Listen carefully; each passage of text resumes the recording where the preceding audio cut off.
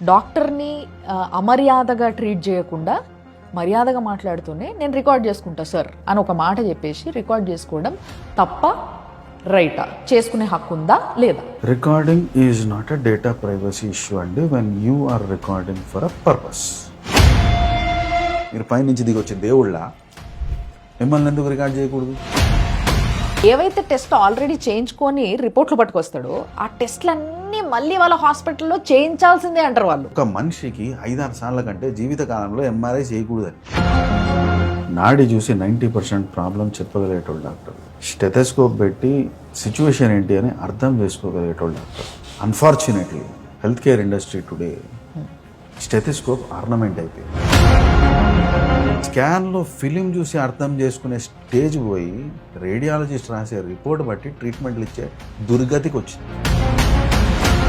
Patient గట్టిగా అడగొచ్చు, sir నేను చేయించుకుని నిన్న మొన్న చేయించుకున్న అన్ని టెస్టులు దీనిపైన ట్రీట్మెంట్ ఇస్తావా లేదా అని రుబాబు అడగచ్చు. ఎంఆర్ఐ మిషన్లు హాస్పిటల్ మ్యానుఫ్యాక్చర్ చేయలే కదా, రైట్? ఎవడో మ్యానుఫ్యాక్చర్ చేసిండు కదా, ఆడొక్కడే మ్యానుఫ్యాక్చరర్ కదా, ఇంకోటి లేడు కదా. మన అదే మిషన్ ఎవడు తీసినా అదే అవుట్పుట్ ఇస్తుంది కదా. అది ఏం డిఫరెన్స్ వస్తుంది బై? గట్టిగా అడగండి. ఒక వ్యక్తి నీళ్ళే తాగలేండి, నీళ్ళు తాగనందుకు మన ఒంట్లో వేడి వచ్చి నా బ్లడ్ ఉడుకు రక్తం అంటే అని అర్థం ఉందా? నీళ్ళు తాగితే అయిపోయేదానికి. మనుషులు ఏంటంటే సెల్ఫ్ బాడీ అసెస్మెంట్ అనేది మర్చిపోయింది. సిబిపి ఒక డయాగ్నోస్టిక్ సెంటర్లో, ఇంకో డయాగ్నోస్టిక్, అట్లా ఒక 2-3 డయాగ్నోస్టిక్ సెంటర్లో ఇమీడియట్గా వెళ్ళి బ్లడ్ ఇచ్చేసి వచ్చినాం అనుకోండి మనం. వీడో రిపోర్ట్, వాడో రిపోర్ట్, వాడో రిపోర్ట్, వాడో రిపోర్ట్. ఆ రిపోర్ట్లకు ఒకదానికి సంబంధం ఉండవు కొన్నిసార్లు. మందులకు ఎట్లాగైతే ఎక్స్పైరీ డేట్ ఉంటుందో మిషన్లకు కూడా ఎక్స్పైరీ డేట్ ఉంటుంది. మిషన్లు ఏ స్టేజ్లో ఉన్నాయి, అసలు ఆ మిషన్ రీడింగ్ కరెక్ట్గా ఇస్తుందా లేదా అనే అసెస్మెంట్ యంత్రాంగం లేదు మన దగ్గర. డయాగ్నోస్టిక్ మాఫియా తప్పించి వేరే కాన్సెప్ట్ లేదు ఇక్కడ. నాకు పైసలు రావాలి భయ్. గవర్నమెంట్ హాస్పిటల్ ఏంటంటే అంత డిస్ప్లేలో ఉంటుంది, ప్రైవేట్ హాస్పిటల్ ఏంటంటే క్లోజ్ డోర్లో ఉంటుంది.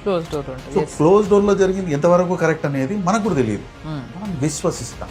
మన దరిద్రం ఏంటంటే పైసలు కట్టి ట్రీట్మెంట్కి ఎక్కడైతే చేయించుకుంటున్నామో అక్కడనే ట్రాన్స్పరెన్సీ లేదు. లేదండి, ఎందుకు లేదు అంటే మన పైసల మీద ఫోకస్ వచ్చేసింది కదా, ట్రీట్మెంట్ మీద ఫోకస్ లేదు.